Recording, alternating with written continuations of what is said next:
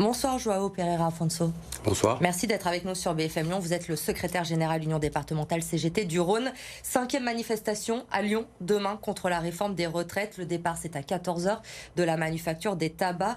Nous sommes en pleine vacances scolaires à Lyon, 2e semaine des vacances. Est-ce que vous craignez une mobilisation moins forte dans la rue demain ? Écoutez, effectivement, demain, une 5e manifestation sur Lyon.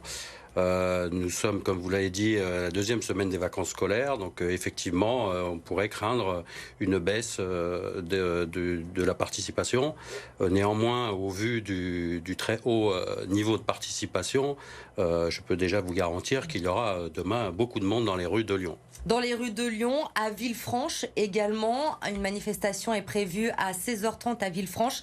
On le voit depuis le début de la mobilisation, les villes moyennes sont très mobilisées. Chez nous, c'est le cas à Villefranche. Il y a eu des manifestations à Tarare, à Saint-Symphorien aussi. Souvent des manifestations qui sont organisées en fin de journée pour que les travailleurs puissent aussi prendre part au mouvement. Ça montre quoi pour vous ? Ça veut dire quoi cette mobilisation importante dans les villes moyennes ? Écoutez, ça montre en réalité que la grande majorité des travailleurs et des travailleuses sont contre cette réforme. Et comme on peut le constater aussi dans les sondages, et même la population qui soutient très très largement ce mouvement. Et en réalité, contrairement à ce que le gouvernement voudrait nous expliquer, cette réforme, personne ne la veut. Et plus il nous l'explique, et plus les gens comprennent qu'elle est néfaste, et qu'elle est injuste et brutale, et qu'on n'en veut pas, et que d'autres solutions sont possibles. Alors à côté des syndicats, on le voit depuis le début de la mobilisation dans le cortège à Lyon, il y a beaucoup de jeunes aussi, il y a des retraités et la mobilisation du secteur privé aussi. Est-ce qu'elle est importante dans le Rhône ? Le secteur privé aussi est mobilisé contre cette réforme ? Tout à fait. En fait, l'ensemble des secteurs se mobilisent. Effectivement, beaucoup de jeunes.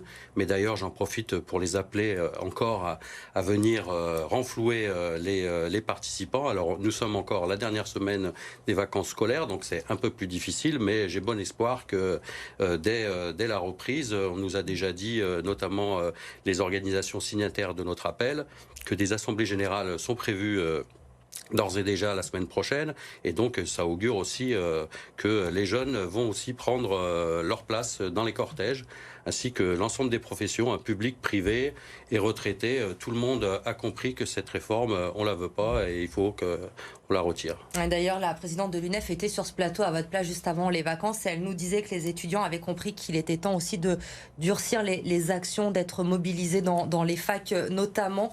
Vendredi soir, on le sait, ce sera la fin des débats à l'Assemblée nationale. Le texte va partir ensuite au Sénat. C'est le moment pour vous, du coup, demain de frapper un grand coup ? Écoutez, demain, c'est frapper un grand coup, comme vous le dites, mais c'est aussi, demain, on annoncera aussi les suites, parce que d'ici demain, enfin, vous l'avez dit, vendredi, le texte vont partir au Sénat, mais voilà, nous, on va pas s'en arrêter là, et dans la période, on va continuer de créer les conditions pour que les salariés puissent se réunir et décider d'entrer effectivement, d'aller durcir le ton, et la date à partir de laquelle le ton va commencer à se durcir, c'est le 7 mars prochain. Effectivement, l'intersyndicale qui l'a annoncé dans un communiqué samedi avant le départ de la mobilisation, l'intersyndicale qui veut mettre à l'arrêt la France à partir du 7 mars. Il faut passer par là, selon vous, pour vous faire entendre. C'est inévitable ? Écoutez, on nous reproche souvent par nos grèves, etc., de perturber le pays. Mais là, on a bien forcé de constater, demain c'est la 5e fois. Si on n'est pas entendu, vous comprendrez bien qu'il va falloir monter le ton parce que nous sommes tous déterminés à ce que cette réforme ne passe pas. Donc, effectivement, dans les 15 jours qui vont suivre, il va y avoir des initiatives plus locales. Également des initiatives pour continuer. Vous êtes au courant, il y a une pétition nationale qui a été lancée contre cette réforme. Cette pétition, en une semaine, elle a réuni plus de 500 000. Elle vient de dépasser le 1 million de signatures.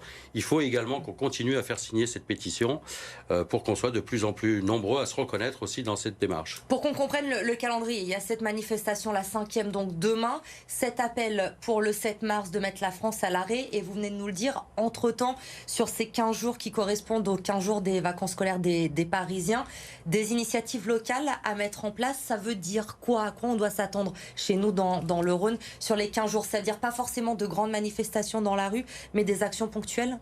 Écoutez, ça sera décidé avec l'intersyndicale. On aura toutes les modalités, je pense, lundi à la réunion de lundi. Mais grosso modo, ça va s'orienter vers des distributions communes de matériel, vers des points qui permettant la signature de cette pétition.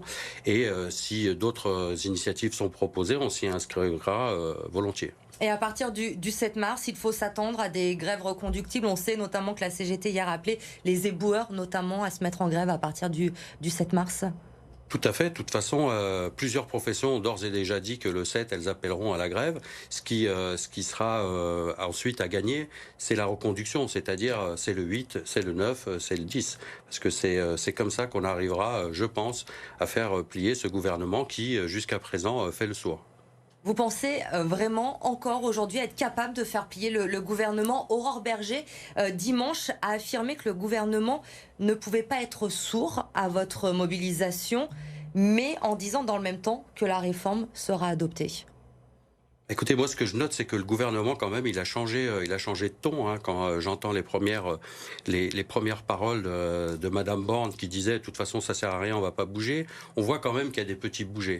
Sauf que nous, on se contentera pas du bouger ou de quelques bougés que ce soit. Nous, on veut le retrait de cette réforme.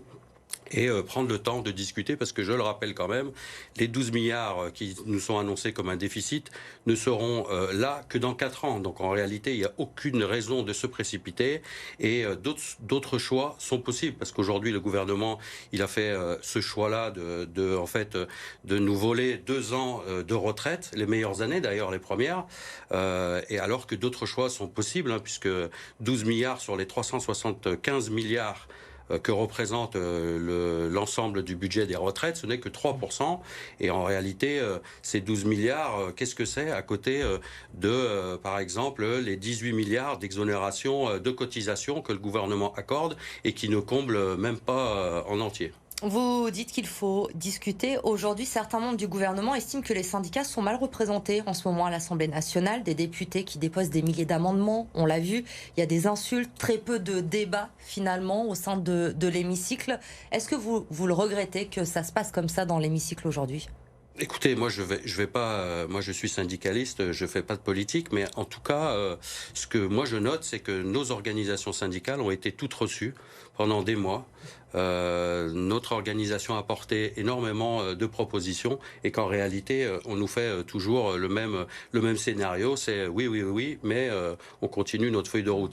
Donc je m'aperçois qu'en réalité, à l'Assemblée, ça a l'air d'être la même chose, puisqu'en fait, on n'entend pas et on continue dans la direction. Donc moi, ce que j'appelle, c'est à ce gouvernement à se déboucher les oreilles et puis à prendre conscience qu'une grande majorité de la population et des travailleurs sont contre sa réforme, et donc il serait bien que voilà, il ratterrisse un petit peu et il revoit sa copie. Donc finalement, ils disent qu'ils ne sont pas sourds à cette mobilisation, mais ils ne l'entendent pas. Tout à fait. C'est donc maintenant, c'est ce qu'il va falloir qu'on change, c'est qu'ils sont pas sourds à la mobilisation, mais il va falloir qu'ils reviennent sur cette réforme, et il va falloir qu'ils la retirent et qu'ils réfléchissent et qu'ils prennent d'autres solutions, parce que d'autres sont possibles. Si la loi venait à être adoptée, vous continuerez le mouvement ? Écoutez, nous, notre organisation, moi je ne peux pas parler pour l'intersyndicale, mais notre organisation est déterminée. Donc on a déjà eu des exemples par le passé de lois qui étaient votées et qui n'ont pas été appliquées. Donc effectivement, quand elle sera votée, on se posera aussi la question de continuer, parce que pour nous, ça sera encore pas acté. C'était le cas notamment avec le CPE, on s'en souvient. Merci João Pereira Afonso d'avoir été avec nous ce soir. On le rappelle, manifestation demain à Lyon, départ 14h de la manufacture des tabacs, direction Place Bellecour.